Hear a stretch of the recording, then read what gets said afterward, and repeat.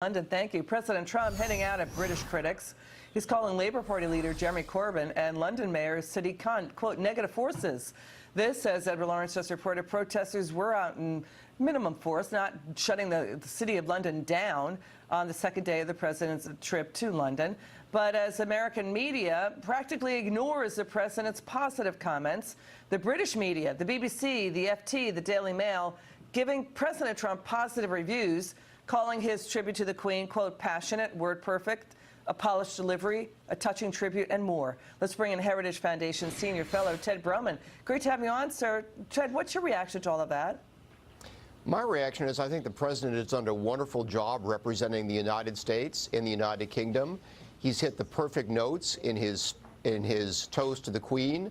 He's said the right things about a U.S.-UK trade deal. He's hit back strong at critics in the United Kingdom who have spoken out against the United States president in ways that they've never spoken out against genuine foreign dictators like Vladimir Putin or Assad of Syria or Xi of China, who visited London. So I think he's done a really magnificent job. Yeah, to your point, actual dictators have visited London and did not have nearly the same amount of protests. As you point out, King Abdullah, Putin, Assad, the leader of China.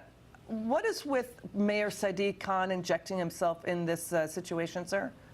This is really all about Mayor Khan. It's not about President Trump, and it's not about the United States.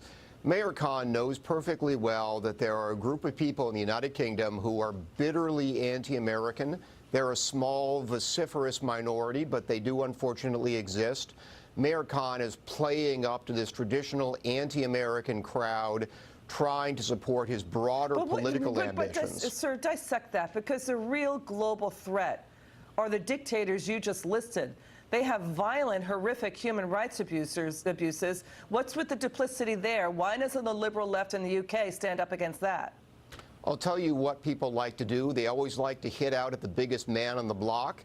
The United States is the biggest man on the block, and President Trump is the president of the United States. So everyone loves to demonstrate against us. But when the chips are down, man, are they glad we're their ally.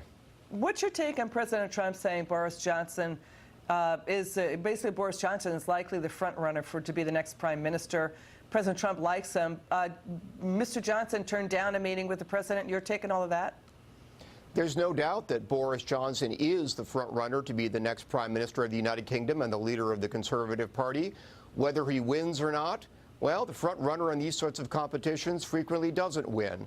But, you know, if Boris Johnson does win, he and the president will have plenty of opportunities to meet after that. Yeah, I want your take on U.S. media not giving the president any credit for his positive speeches in the UK. Even CNN's Christiane Amanpour gave a surprisingly positive review for President Trump, and she's getting pushback on that. Watch this.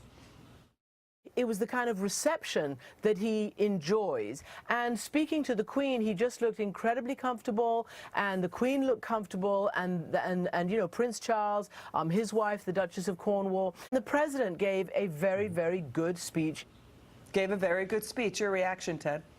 Yeah, he did give a very good speech, and it's a pity that the U.S. media, or at least large parts of it, are so biased against the president that they don't recognize when he actually does a good job. Well, that's not being fair. You know, in this show, we play it straight down the middle. We call out both sides. That's not fair, Ted, right? It's not fair. No, I agree it's not fair. But you know what? If you're the president of the United States, I think President Trump will be perfectly happy with what he's achieved in the United Kingdom over these last couple of days. All right, Ted, thank you so much for joining us.